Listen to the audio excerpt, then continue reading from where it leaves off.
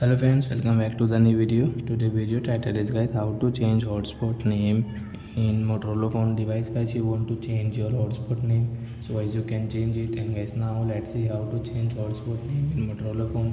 In this video guys, I am going to show you.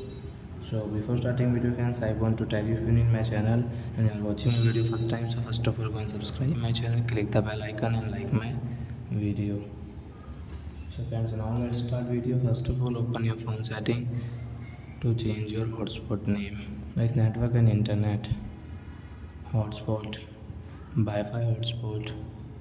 Guys, click on your hotspot name and guys tap here. So guys, you can change your hotspot name from here. Whatever you want, you like guys, you can change. So I will change into my name. And guys, okay. So guys, now you can check your hotspot name has changed in your Motorola phone device.